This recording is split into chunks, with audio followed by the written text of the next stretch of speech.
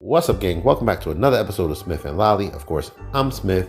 Our Route 66 adventure took us through Tulsa, Oklahoma, and since today is Juneteenth, what better way to celebrate that than talking about Black Wall Street and Greenwood Rising. On November 24th, 2025, Miss Viola Fletcher passed away. She was 111 years old and was the last living witness to the atrocities of the 1921 Tulsa Race Massacre. Today, we celebrate Miss Fletcher and honor all those that lost their lives due to senseless violence brought on by hate and envy. Please subscribe, like, comment, and share the videos. Thanks for tuning in.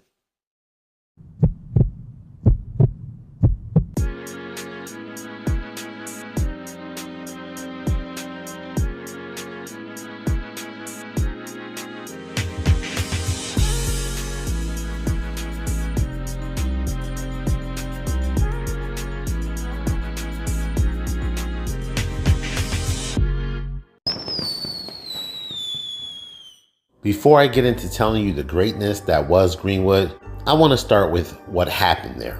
In 1921, between May 31st and June 1st, the Tulsa Race Massacre was a 2-day-long terrorist massacre that was perpetrated by white supremacists that took place in the Greenwood District of Tulsa, Oklahoma. Historically known as Black Wall Street, Greenwood was one of the most affluent African American communities in the 20th century. The name Black Wall Street was coined by Booker T. Washington, and he said it celebrated a thriving, self-sustaining economy of Black-owned banks, hotels, and luxury businesses.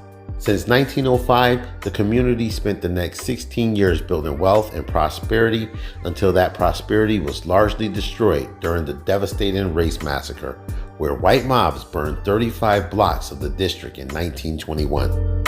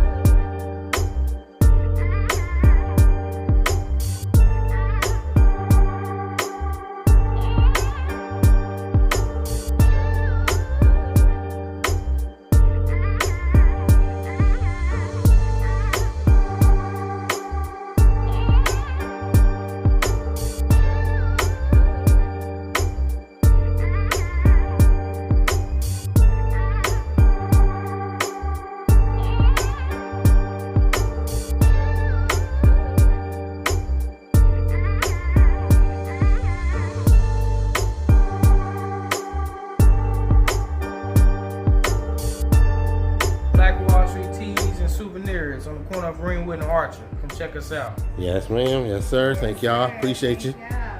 Peace out, bro.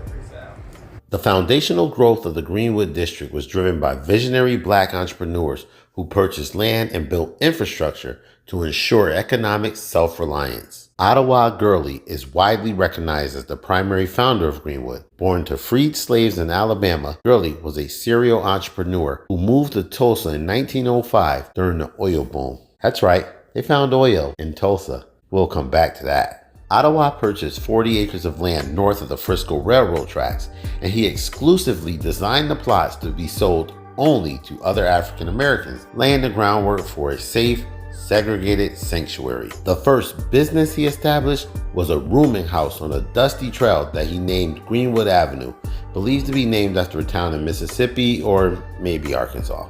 As a wealthy landowner, Gurley provided loans and financing to help other Black residents launch their own businesses, such as brickyards, theaters, and grocery stores.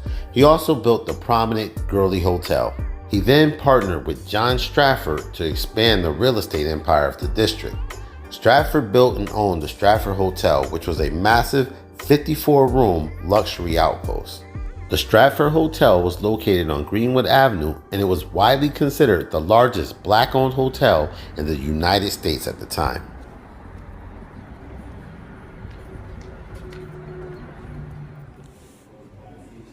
You may write me down in history with your bitter, twisted lies. You may charge me in the very dirt, but still like death, I'll rise. That's my assassin. Why are you this at the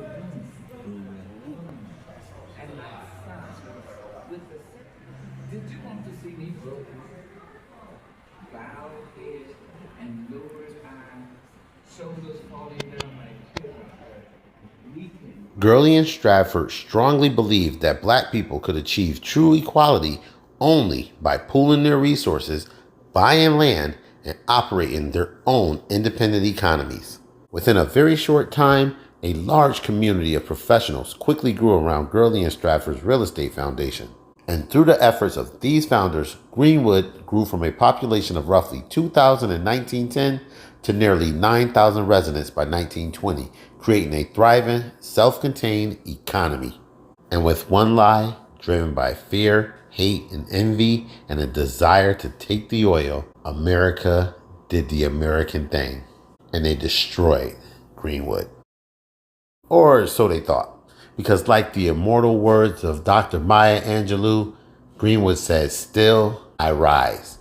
And the Greenwood District is undergoing a massive community-led modern revitalization aimed at reclaiming its heritage, boosting black entrepreneurship, and transforming the area into a major cultural tourism hub. Today, a vibrant mix of historic anchors, retail storefronts, and multi-million-dollar master plans are actively shaping the future of North Tulsa, and is best seen with your own eyes. And with that being said, I'm going to highly recommend a pilgrimage to Greenwood today.